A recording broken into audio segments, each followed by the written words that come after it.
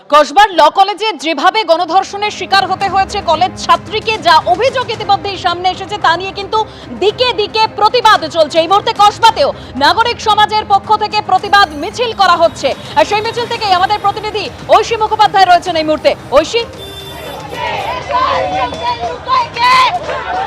একেবারে যেমনটা দেখতে পাচ্ছ যে কসবা থানার বাইরে বিক্ষোভ প্রদর্শন করছে নাগরিক সমাজের পক্ষ থেকে আসা প্রতিনিধিরা। মূলত তাদের দাবি এই যে ঘৃণ্য ঘটনা ঘটে গিয়েছে, শিক্ষাঙ্গনে একজন ছাত্রীকে গণধর্ষণ করা হয়েছে, তারই প্রতিবাদে আজকে তাদের বিক্ষোভ এবং তারই সঙ্গে স্লোগান শাউটিং করে তারা প্রতিবাদ জানাচ্ছেন।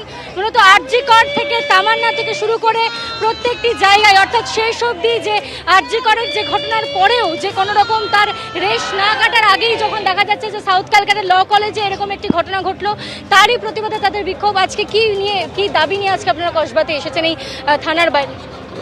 দেখুন, বারবার দেখা যাচ্ছে যে একটা করে ঘটনা ঘটছে এবং কোনোভাবেই সেটার সঠিক রিজলভের দিকে যাওয়া হচ্ছে না। সঠিক রিজলভ বলতে আমরা আগেও জানিয়েছি যে শুধুমাত্র case specific judgement, case specific justice আমাদের ডিমান্ড ছিল না।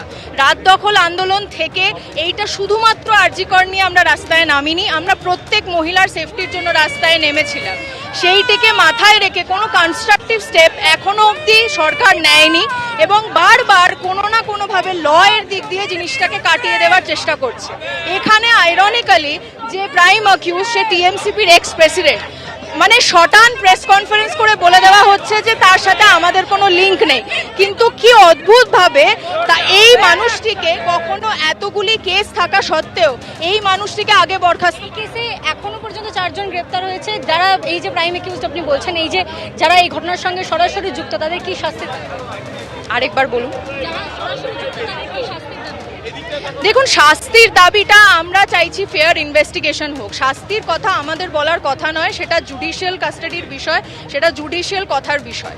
আমি সেখানে ঢুকবো না, কারণ আমি জাজ নই, আমি জাজ হতেও চাই না। আমাদের দাবি এখানে আগে যেটা ছিল সেটাই আছে, যে যাতে এখানে মহিলাদের রেপের মতন ঘটনা না ঘটে, তাদের সেফটি এনশিওর করতে কনস্ট্রাকটিভ কোনো স্টেপ নেওয়া হয়। কলেজ এবং সরকারের ভূমিকা নিয়ে আমি বলতে চাই যে যতক্ষণ না কোনো কনস্ট্রাকটিভ স্টেপ নেওয়া হচ্ছে, কলেজ যেহেতু অলরেডি এই মনোজিৎ মিশ্রকে চিনত, তার এগেনস্টে যদি আগেই স্টেপ নিত তাহলে হয়তো আজকে সেই তরুণীকে এই ঘটনার সম্মুখীন হতে হতো না। সরকার যদি অ্যাকচুয়ালি সেন্সিটাইজেশন ওয়ার্কশপ করাতো, কলেজগুলোতে গিয়ে সেন্সিটাইজেশনের কোনো প্রক্রিয়া নিত, তাহলে আজকে হয়তো এই মহিলা বেঁচে যেত। এই প্রত্যেকটি জিনিসের দায় সরকার এবং সেই কলেজকে নিতে হবে। যে ঘটনা ভিত্তিক অ্যাকশন নিলে চলবে না, সম্পূর্ণ রাজ্যে যে সমস্ত নারী নির্যাতনের ঘটনা চলছে তার প্রতিবাদে তাদের লড়াই, এবং যেভাবে একটি ছাত্রীকে তারই শিক্ষাঙ্গনে গণধর্ষণের শিকার হতে হয়েছে, সেক্ষেত্রে তারা দৃষ্টান্তমূলক শাস্তির দাবি করছেন দোষীদের, এবং তার পরবর্তী সময়ে যাতে কলেজ কর্তৃপক্ষ এই যারা দোষী তাদের বিরুদ্ধে অ্যাকশন নেয়, এবং তার সঙ্গে যদি আগে নিয়ে থাকতো পুলিশ কোনো ব্যবস্থা, তাহলে এই মনোজিৎ মিশ্রর দাপটে এইরকম ঘটনা ঘটতে পারতো না। এই দাবিতেই কিন্তু তারা এই মুহূর্তে এসেছেন যে কসবা থানার গাফিলতি থাকার কারণেই কিন্তু মনোজিৎ বারবার ছাড় পেয়ে গিয়েছে। তার একেবারে ঐশী, দৃষ্টান্তমূলক শাস্তির দাবি জানাচ্ছে নাগরিক সমাজ। একেবারে রিমঝিম সিনহার বক্তব্য আপনাদের সামনে রেখেছিলাম।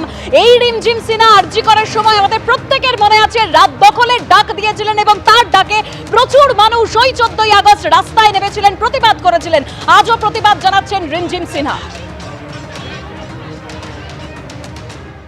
আরজিকর একটা ভয়াবহ ঘটনা।